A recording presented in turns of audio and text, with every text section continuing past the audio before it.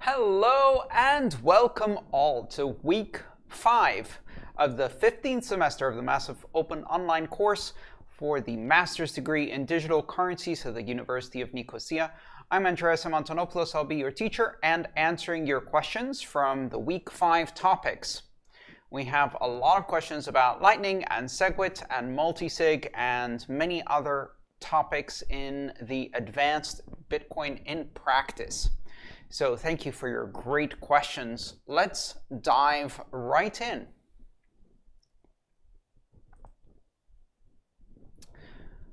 Our first question comes from Praveen.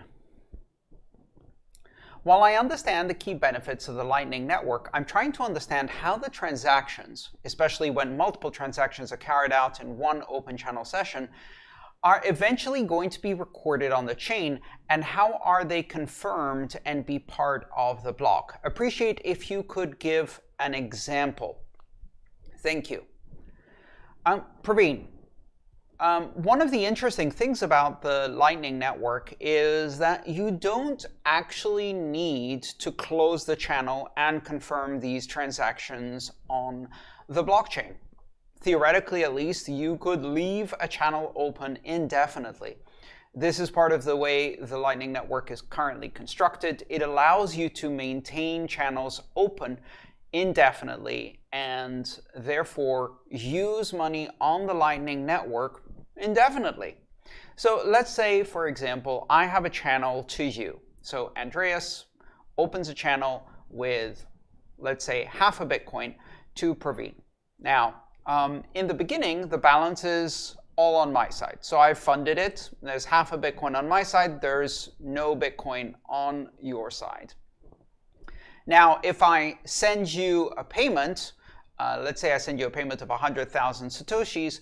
Now, there are 50 million Satoshis, half a Bitcoin to start, but now there are 100,000 Satoshis less. So 49,900,000 Satoshis on my side, 100,000 Satoshis on your side of the channel. Now, this transaction hasn't actually been recorded on the blockchain.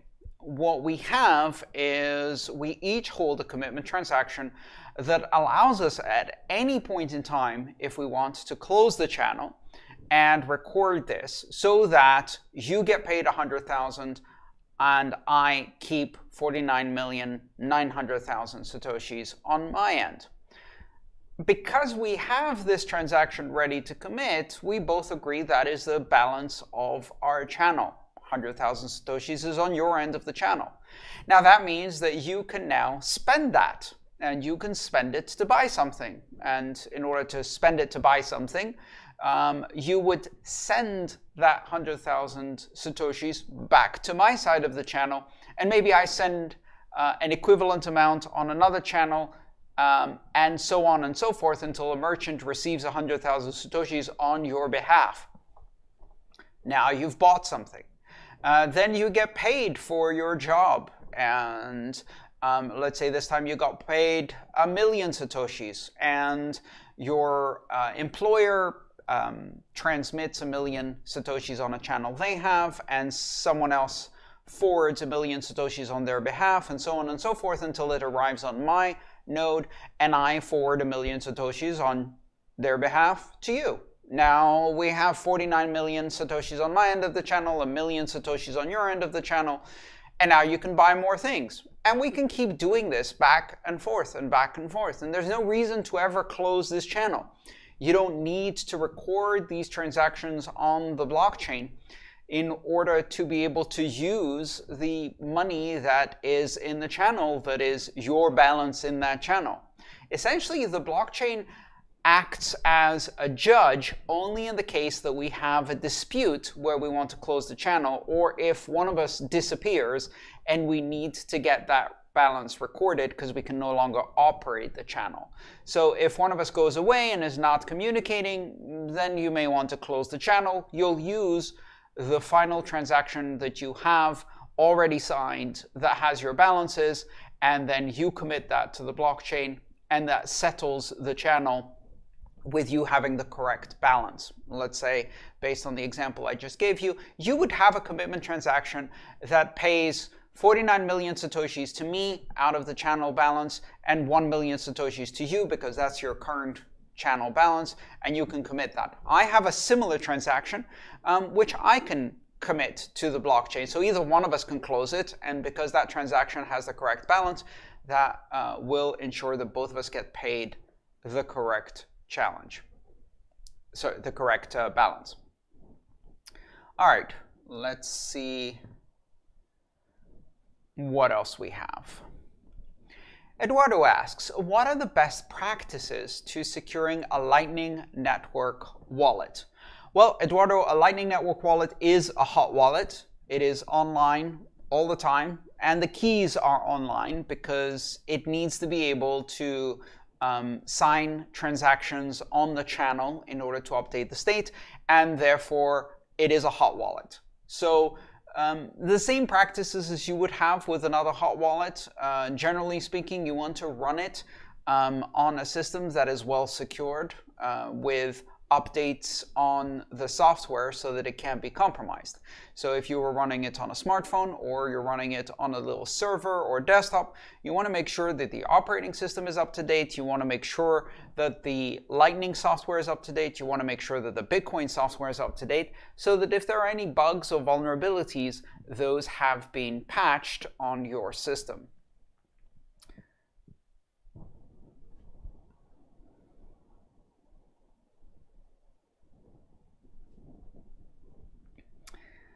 Maria asks, why can the Lightning Network handle more payments, presumably, than Bitcoin Core or the Bitcoin Network? It's really a simple answer, Maria. On the Bitcoin blockchain, everybody sees every transaction and everybody validates every transaction. That means that when you go and buy a cup of coffee on the Bitcoin network, that transaction is transmitted to all 100,000 or more nodes on the network. And every single node on the network will see that one transaction for you buying a cup of coffee and will validate it, verify all of the signatures, and then we'll see it again in a block.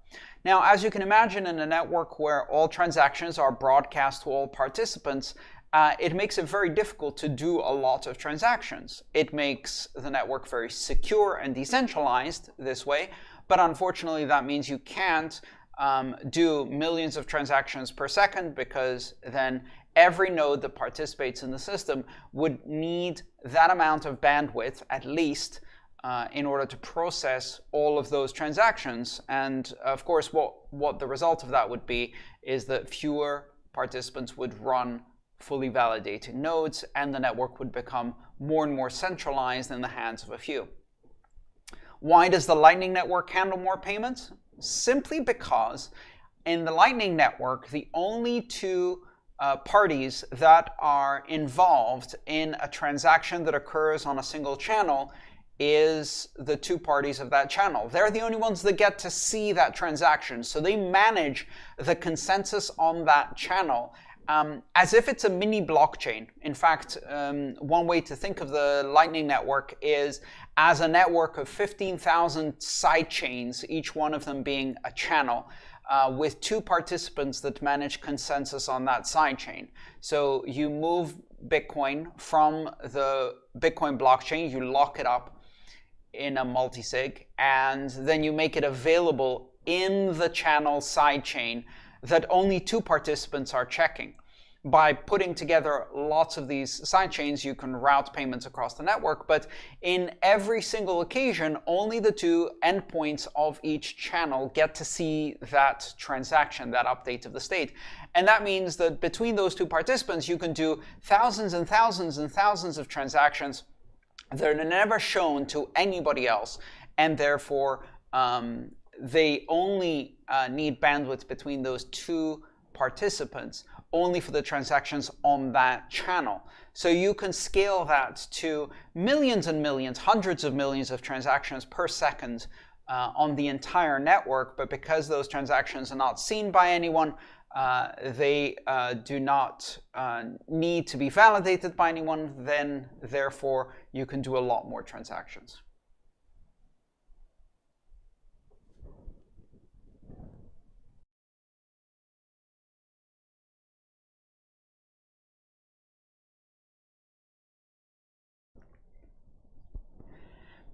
There's a bit of a follow-up question to that. Now, you may have heard me say that on a Lightning Network channel, what you fund is a multisig. And Wendy asks, can you explain multisig transactions a bit and how they work? Multisig transactions, or actually multisig addresses, are a mechanism that exists in Bitcoin and other blockchains that instead of having one party authorize the spending of funds in that address, it takes more than one person to sign. So let's say you have a multisig that we would call a 2 of 2. That means that there are 2 recognized participants in that multisig and both need to sign.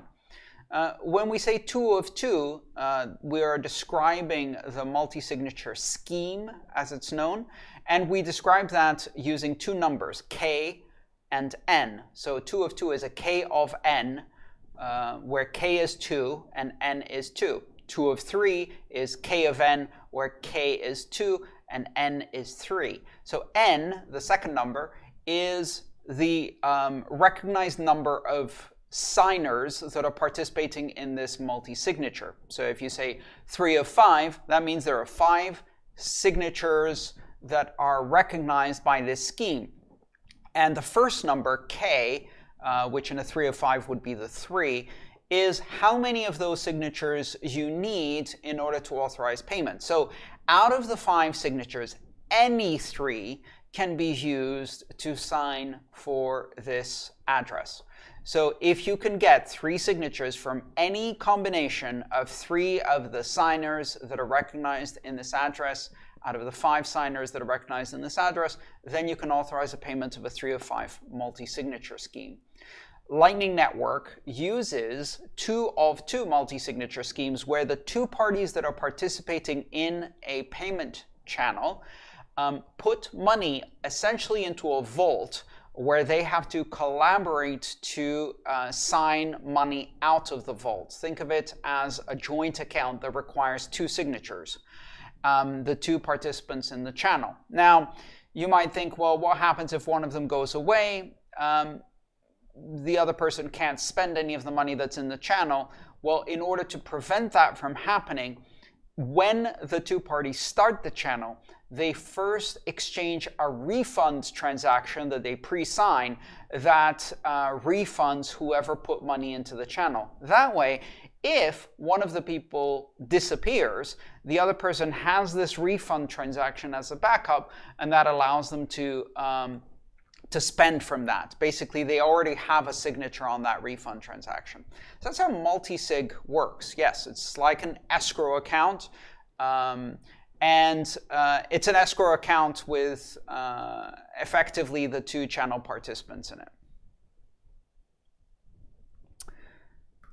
Simon asks, it seems there is a consensus that Bitcoin is currently regarded as a store of value as opposed to a medium of exchange or unit of account. I'm wondering why anyone would make a small payment in Bitcoin for the foreseeable future. How do the developers behind Lightning stay focused until Bitcoin is seen as a unit of account? Well, I think in many cases, Lightning developers are looking at many future applications of the Lightning Network that don't necessarily involve retail transactions per se, but involve more microtransactions where the volatility really doesn't make a huge amount of difference. So if you were spending 0.1 cents or a tenth of a penny, does it really matter if instead of 0.1 cents today it's 0.12 cents or 0.08 cents for reading an article or sending a message? Not really. So microtransactions make it possible for you to ignore some of the volatility, because even though as a percentage it's high, in absolute terms we're talking about very, very small amounts. So that's one of the ways I think that Lightning developers look at Lightning as bridging the gap by creating new types of applications that still involve monetary value transaction, but where the value is so small that volatility really doesn't affect you. And the other thing is that volatility doesn't affect you as much if you are doing transactions regularly. So if you both spend and receive Bitcoin on a regular basis, then the volatility really cancels out. Because when the price is high, then everything becomes cheaper, if you like, in terms of Bitcoin terms. But at the same time, you get paid less when you're receiving. When the price is low, everything becomes more expensive in Bitcoin terms, but then so are your services or labor, so you get paid more Bitcoin for a unit of labor. So if you do that on a regular basis, effectively the volatility cancels out. I don't really accept the idea that Bitcoin being regarded primarily as a store of value means that it is not a medium of exchange. It is a medium of exchange. It's a medium of exchange for many people. Just because it's primarily a store of value does not mean it's not a medium of exchange. It's not a unit of account, that's for sure, because it's too volatile for that. But that doesn't prevent it from being a medium of exchange.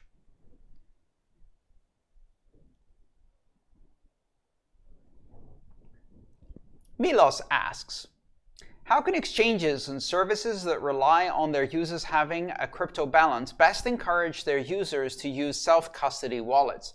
Will the increased use of the Lightning Network inevitably increase wallet security because funds will be able to be sent to the service provider only when required and will not sit around in their wallets like they do now?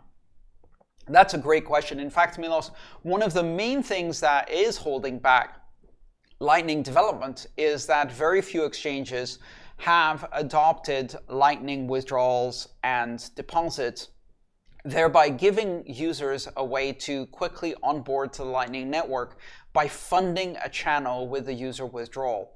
So exchanges have a really fantastic role to play in the Lightning Network because they can become on-ramps and off-ramps into the Lightning Network, but also encourage, as you indicate here, the use of self-custody wallets on the Lightning Network so that users don't have their funds sitting in an exchange. But one of the problems here, Milos, that we must understand is that it is in the interest of exchanges to have their users' money. Even though it's not in the interests of users, even though the security of exchanges puts them at huge risk, puts the users' funds at risk, exchanges have financial motives to maintain large balances on behalf of their users because that gives them money, basically, that sits around in their accounts. And they can do things with that money. They can lend it out. So they can effectively run fractional reserve banking and lend out that money. They're not supposed to, but they can.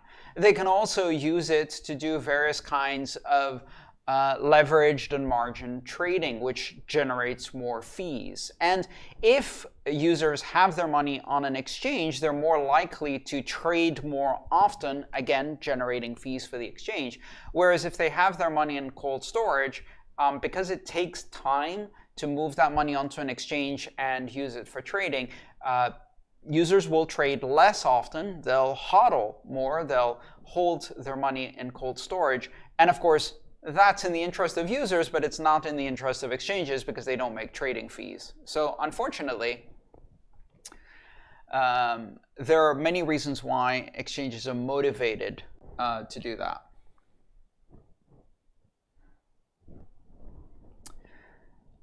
Let's go back to Lightning. Eduardo asks, I have an LND, which is the Lightning Network daemon node, running at home, and I'm still in the exploring phase. How can I solve the inbound capacity problem?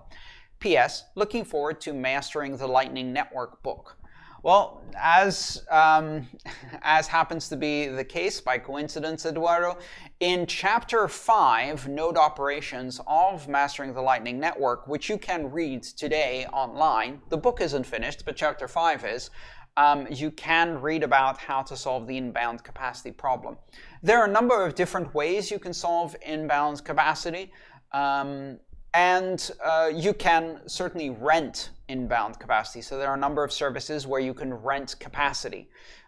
Services like Lightning Pool, which is a marketplace for inbound capacity, and lightning2.me, where you can get a channel to you, and various other services like that. I talk about that in Chapter 5, Node Operations, in the book. Another way to think about it, however, is that you can get inbound capacity by spending some of your outbound capacity. Let me give you an example.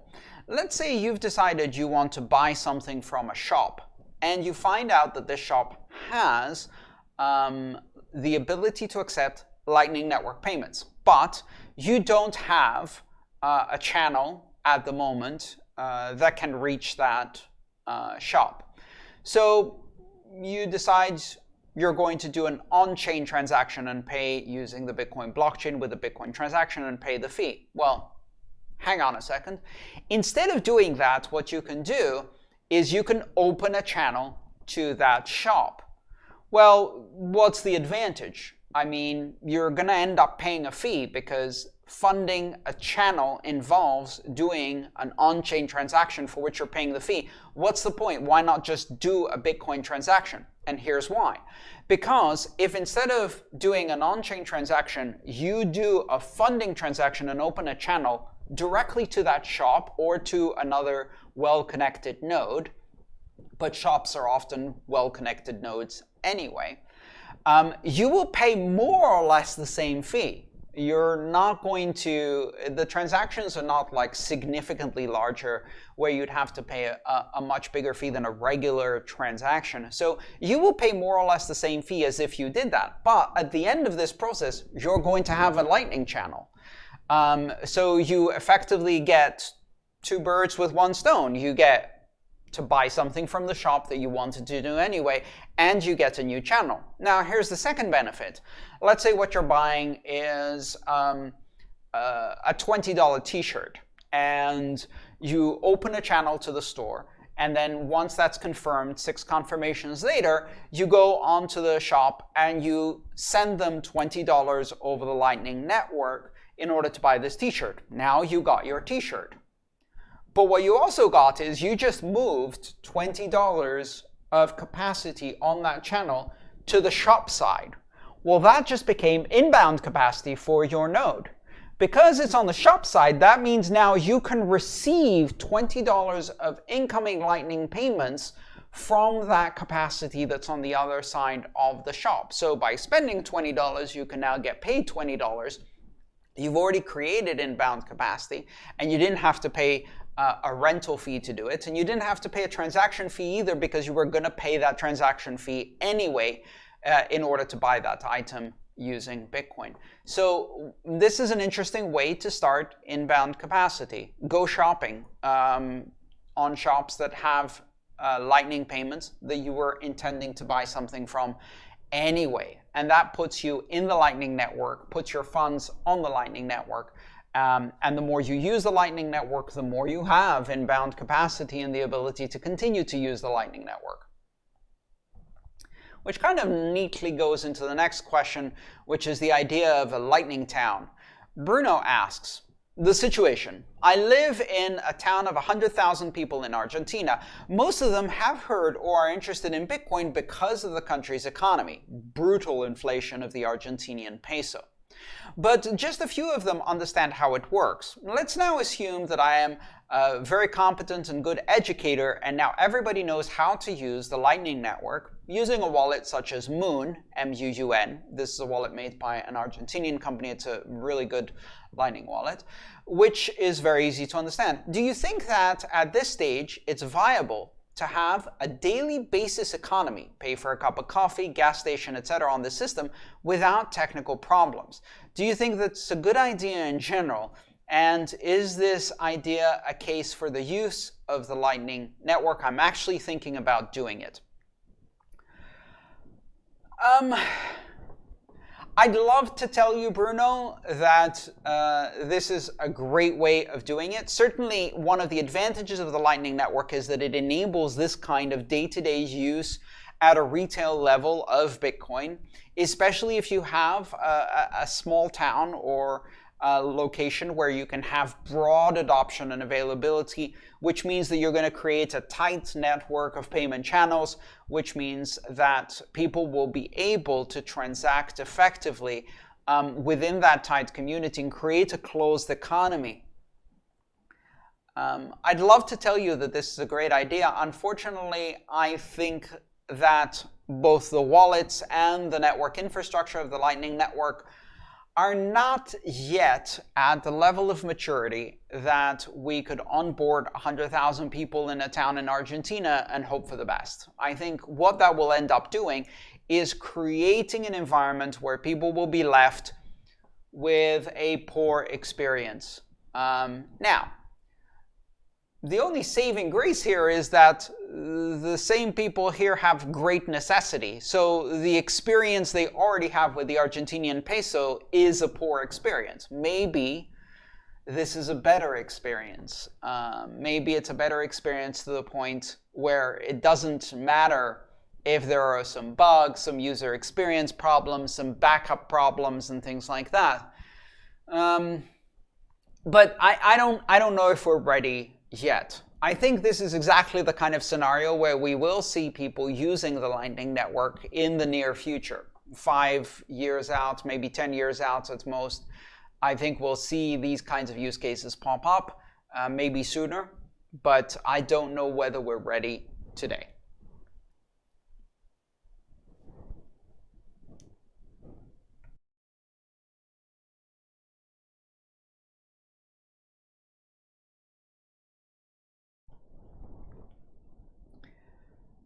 All right, we have one question only related to Schnorr and Taproot, about Taproot activation. Eduardo asked, with this new digital signature protocol, the Schnorr signature system, what would happen with the seed phrase? A private key generates a public key and then that produces a Bitcoin address. Does this mean I need to generate new private keys? Finally, if this is implemented, will transaction fees go down due to how the transactions will be built? Let me start with the second part. Yes, it is expected that transactions that use Taproot and Schnorr signatures will be maybe 15, 20, maybe up to 25% cheaper, just because Schnorr signatures are more compact. And the more inputs you have, the more of an effect that has. But certainly there is a small element of optimization and scaling. That's not the primary purpose of this. It becomes even more noticeable when you have complex scripts like Lightning channels and things like that, where you can use the Taproot part of this, not just a Schnorr signature. Where with Taproot, what you do is you have one spending condition that overrides all other spending conditions that looks like a single key payment.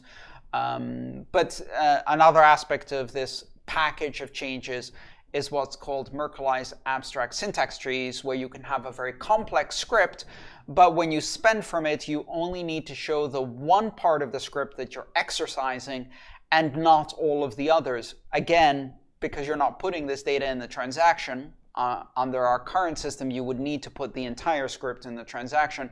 For complex scripts, this saves you a lot of bytes, which means lower fees. So there's a variety of ways in which the package of Taproot, TapScript, and Schnorr signatures save you on fees. All right, to the first part.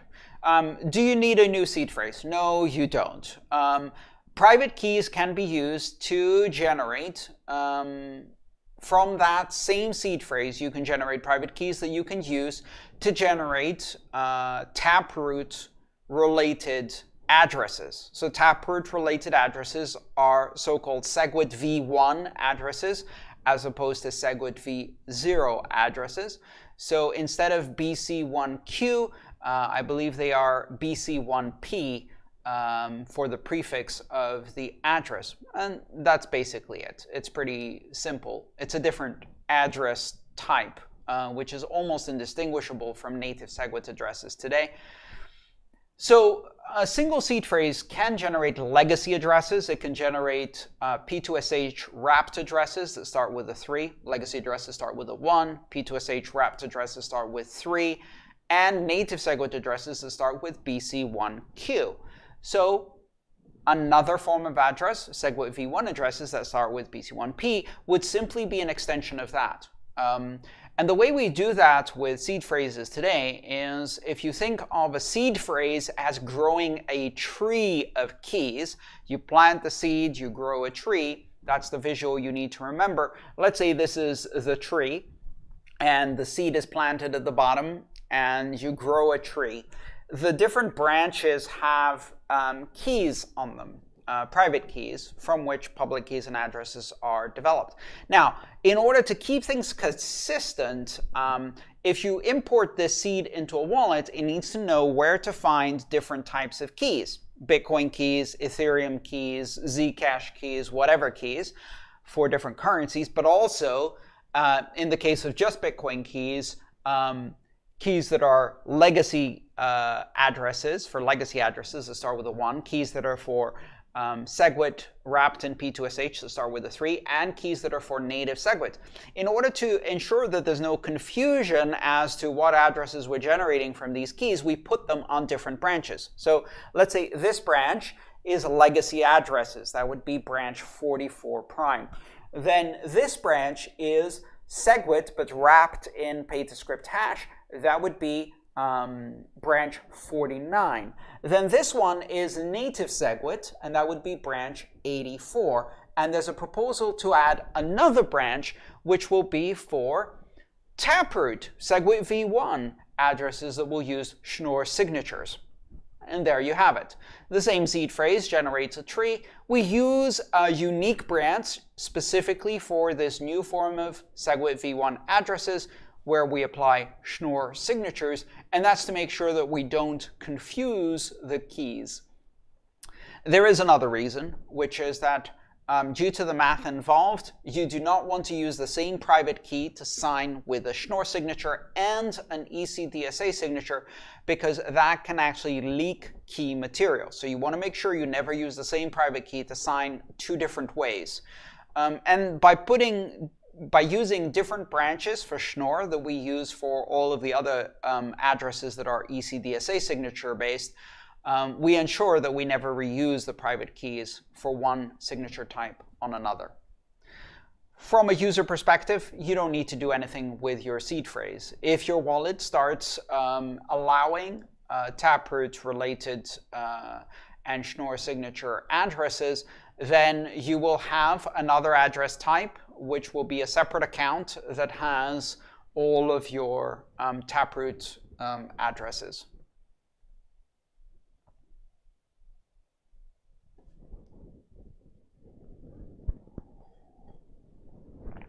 All right, the next question is about money laundering and Bitcoin mining. Kevin asks, there are stories of people who pay really high fees to transfer Bitcoin. For example, in December of 2020, someone paid 3.5 Bitcoin in fees to transfer 0.00005 Bitcoin. I have heard that this is a way to launder money. Could you please explain how this works? If miners have to compete to get a transaction approved, how does one who wants to launder money ensure that the fee goes to the correct miner? Okay, so first of all, this is really very speculative. there's a lot of talk about this being a way to do money laundering, but there's also a much simpler explanation, which is someone made a very, very expensive mistake. But for educational purposes, let's create a hypothetical where indeed this would be a mechanism for money laundering, and indeed this example of a transaction with 3.5 Bitcoin in fees for an amount of 5,000th of a millibit or 5 bits would be a transaction. 50 bits? 50 bits. Yeah. Would be a transaction that was used to launder money. So you're right in that if I were to just throw it, so the idea of why this might be for money laundering is quite simple. If you have an agreement with a miner, what you do is you pay this as a massive fee, and when they include it in a block, those fees effectively get recycled into the Coinbase transaction and get paid out to the miner.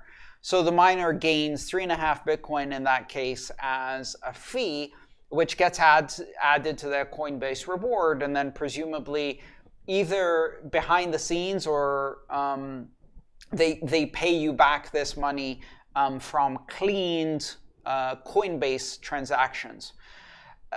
This scenario makes a lot more sense if you make one basic assumption, which is that the person who wants to do the laundering is the miner.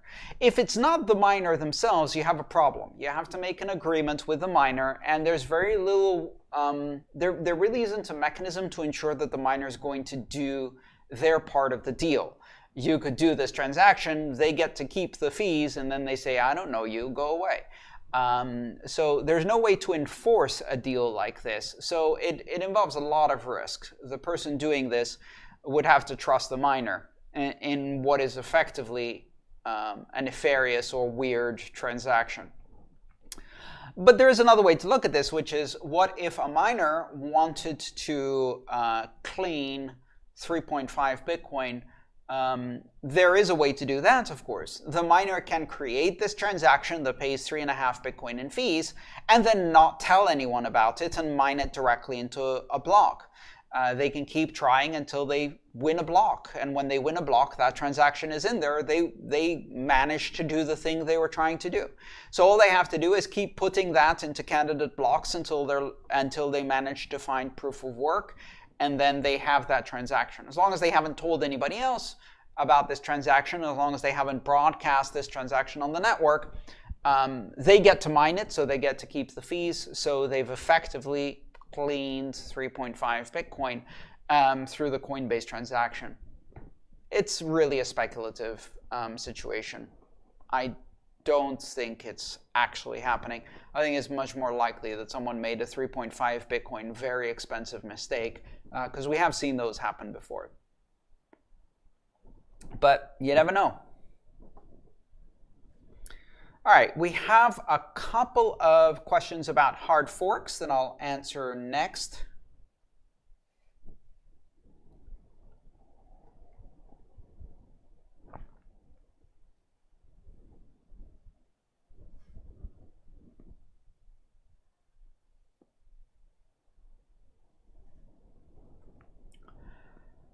Paulo asks, suppose I had 1 Bitcoin before a hard fork that created Bitcoin Cash.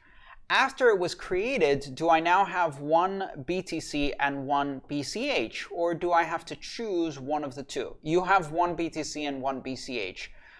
You have the same, but it's now available to spend on 2 different chains.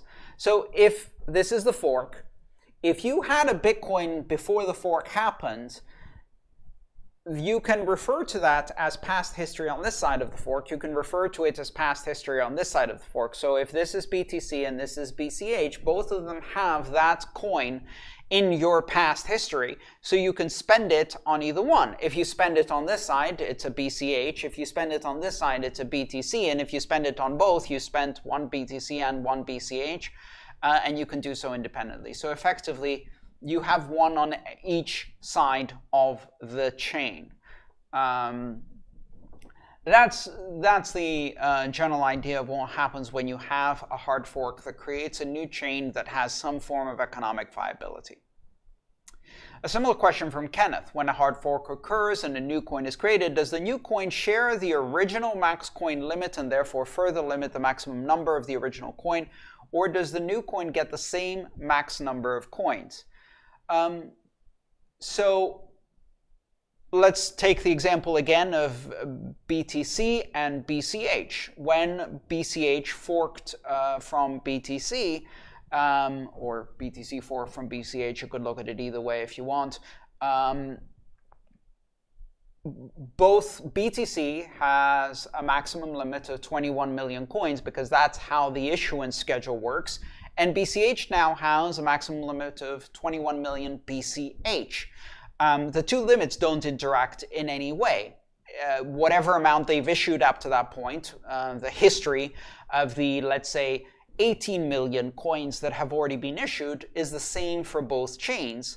Their past is shared, but their future is new. So there will be 18 million issued BCH and 18 million issued BTC, and then in the next block there will be whatever number of new BTC and whatever number of new BCH on each chain issued separately, and those will count towards the limits that each chain imposes. Now, of course, one of these chains may decide to change the limit by increasing the issuance right away and say, we're not going to do a halving or whatever.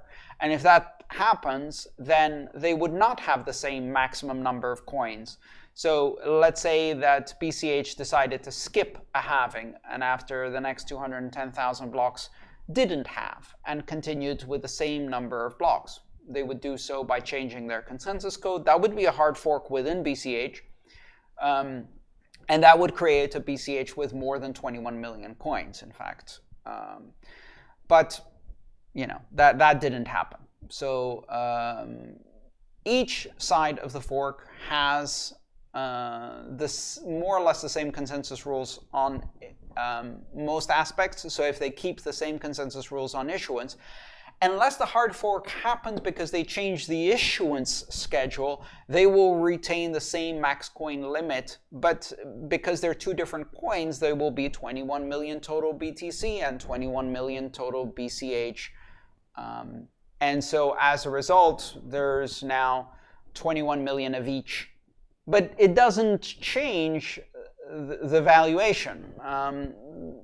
Just like if the government of Zimbabwe prints more Zimbabwe dollars, that doesn't change the inflation rate of US dollars. They're not related to each other in any way, even if they previously had a common history or they were pegged to each other or something like that. So you don't create inflation in US dollars if Zimbabwe prints Zimbabwe dollars. So it's not really...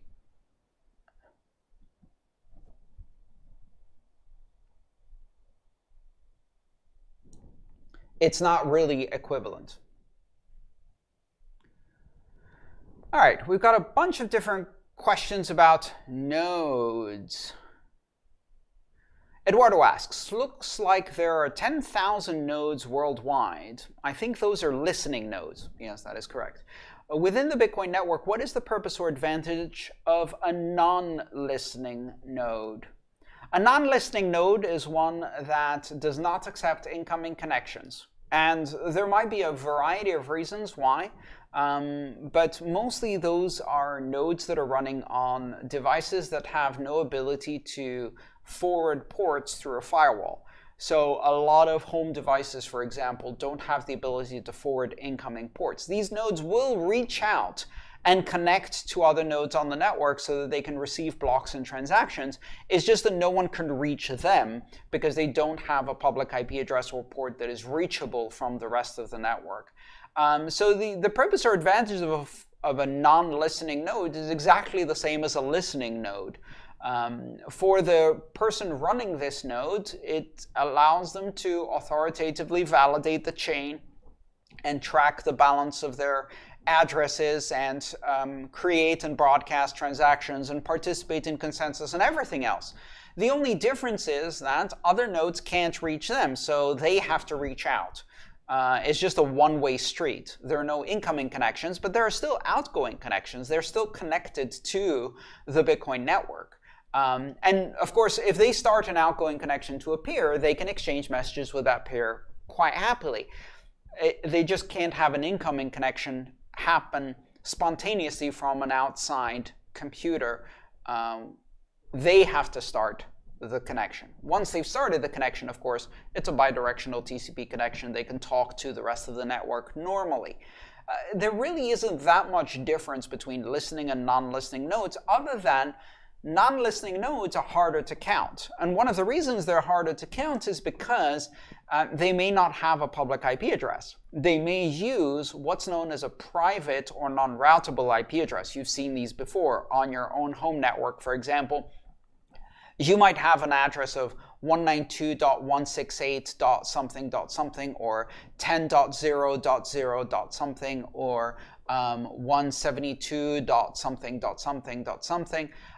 These are all known as RFC 1918, I believe, is the correct specification. These are known as private non-routable addresses. They're used for internal networks that are not intended to have a public connection. And most home networks, your Wi-Fi router probably doles out these addresses. So if it doesn't have a way of doing network address translation with incoming ports, also known as universal plug and play or UPnP, then those addresses will not be reachable. And in fact, they are not advertised to the rest of the network. And the reason they're not advertised to the rest of the network is because the network knows that those are non-routable addresses. So if it sees 192.168, it's like, don't even tell me. I can't tell you from any other 192.168 host. I can't tell where you are. I can't tell how to get to you. So I'm not going to advertise that any further, which means we can't count them easily. So that's the biggest difference between listening and non-listening nodes. It is estimated that there are more than 100,000 non-listening nodes compared to only 10,000 listening nodes. Christopher asks, why have the number of full and listening nodes decreased substantially from the peak in January 2018 while there is broader adoption now, and anecdotally the network has grown stronger and stronger over time? It might have a lot to do with the way the network infrastructure, the network settings of Bitcoin Core have changed. So there have been a number of changes regarding how nodes connect to each other and whether they diversify based on the autonomous system that they belong to, so that you don't end up connecting to all AWS, Amazon Web Service Cloud, or all Google Cloud, or all AT&T, or whatever, and be vulnerable to a routing attack. It may have to do with the introduction of better Tor, the Onion router capabilities within Bitcoin Core. I think they added Tor v3 addresses recently.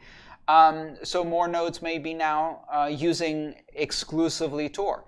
A lot of the build your own node packages that have become available over the past 2 or 3 years, things like Raspberry Blitz and MyNode and Umbrel and all of those, configure their nodes to run on Tor by default and only on Tor. So maybe that's one of the reasons. Maybe we're not counting those. I'm not sure. But I don't know. I mean, the interesting thing is that if the network has better anonymity, then you see the statistics as showing fewer listening nodes. It doesn't seem to have any effect on the decentralization of the network.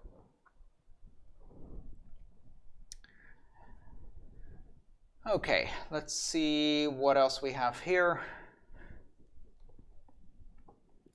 A couple of questions about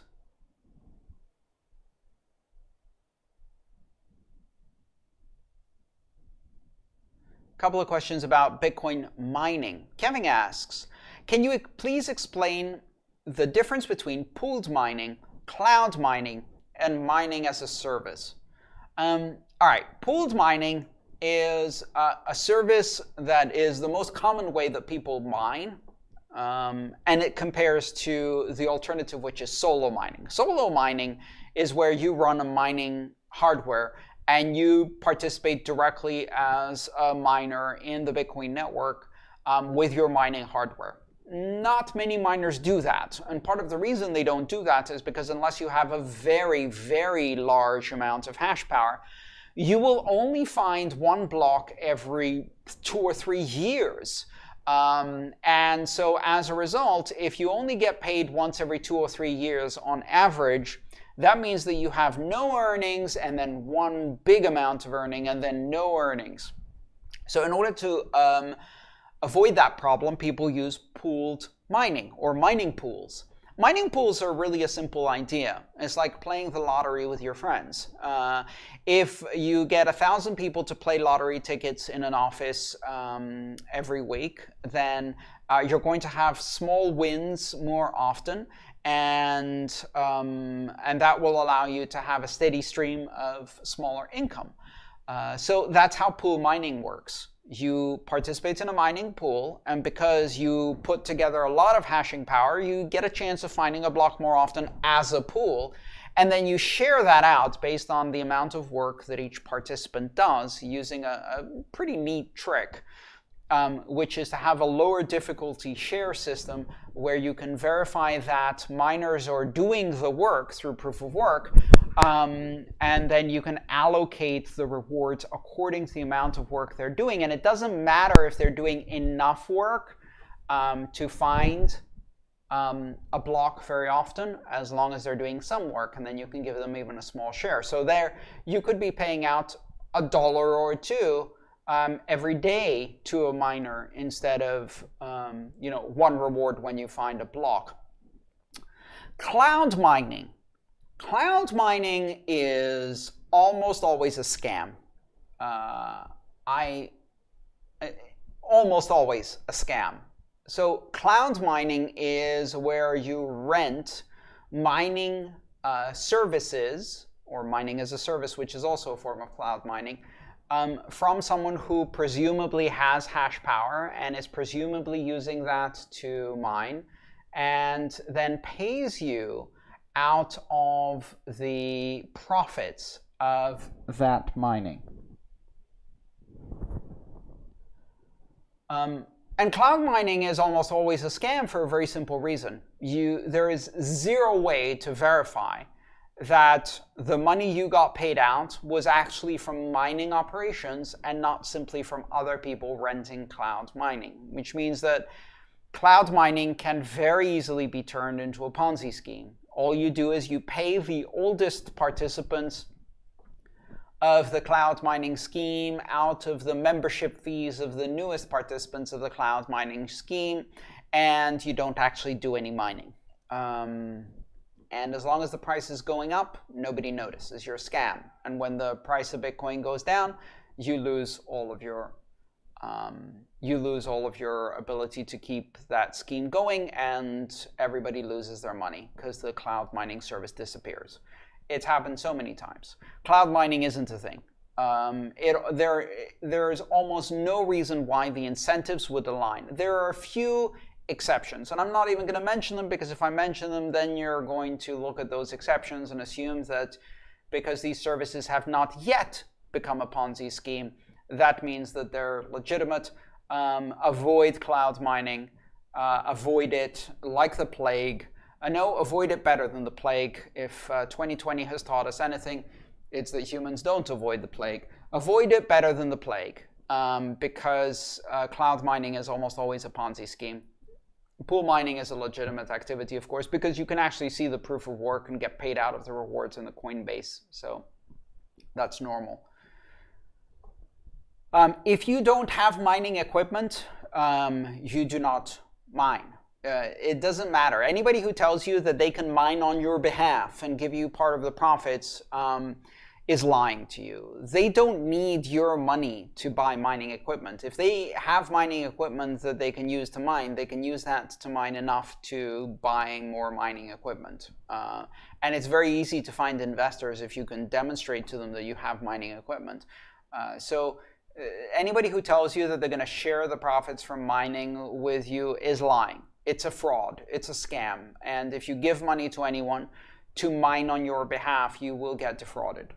You will never see, you might see a small amount being paid out in the beginning, and then at some point they're going to find some excuse to tell you why they can't pay you right now, that you need to fill in an application form, or that there's been a government regulation that requires you to send a fee or whatever. They're going to find some excuse, and then they'll stop talking to you and you lose your money. David asks, why do blocks vary in size? Wouldn't miners always want to make them as big as possible to get as many transaction fees as possible? This is a great question, David, and it kind of adds up to another question that people ask all the time, which is, why would there ever be empty blocks? Because empty blocks do happen.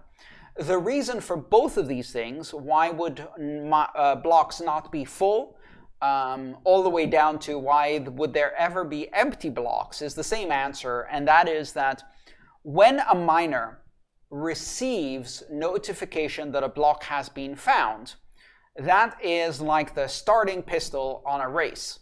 And they want to start running as quickly as possible, which means they want to start hashing the next candidate block. But they can't start hashing the next candidate block. And one of the reasons they can't start hashing the next candidate block is because they don't know what transactions they can safely put in this block. They can assume that the block they just received has valid proof of work and no double spent transactions. That's a fair assumption. Because it's been propagated to them, it's been validated by others, and they can do the basic validation pretty quickly. Which means they can validate that the proof of work and difficulty target is correct in the header. And that's enough. That's enough to start with, because usually nobody would spend the time doing proof of work for a block that has invalid transactions in it. You don't do that if you're a miner. And again, these two incentives are closely tied. You'll see why in just a second. So I get a block and I look at it and it seems to have sufficient proof of work. It has like 3,000 transactions in it. Well, I don't know yet if I have those 3,000 transactions, if I've seen them before, if they're part of my mempool, whatever. I'm going to construct a candidate block, and I'm going to immediately put all of my mining equipment behind that candidate block, and I'm going to fill that candidate block with only the information I'm absolutely certain is correct. What do I know at this point? Well, I think that the block I just received is valid, therefore it's my new parent. So I link the hash of the parent in my candidate block to point to this. I'm building a child for this parent block. I know it's hash, great. I put that in. Timestamp, Coinbase, transaction, etc. Now, I fill in just the header, and now my miners can start mining. This candidate block has no transactions in it. Why? Because in order to put transactions in it, I have to first make sure I validated and removed all of the transactions that were in the parent block I just received. But that takes time. 5 seconds, 6 seconds, 10 seconds, 15 seconds. Maybe I don't have some of these transactions and I need to ask for them. 20 seconds, 30 seconds. Well, I'm not waiting 30 seconds to start mining. So I turn the miners on this empty candidate block, and while they're mining this empty candidate block, I start validating the transactions in the parent. Any transaction that I find that is valid, is not double spent in that or previous blocks, that I have in my mempool, I can now take out of my mempool. That's already been confirmed. It mustn't be in my mempool anymore because it's already been confirmed. If I included one of these transactions in my candidate block, it would be double spent because it's already been confirmed. So I need to take out anything that's already been spent from the mempool and validate everything in there. Once I finish this process, I now have a mempool with transactions that for sure were not included in the parent.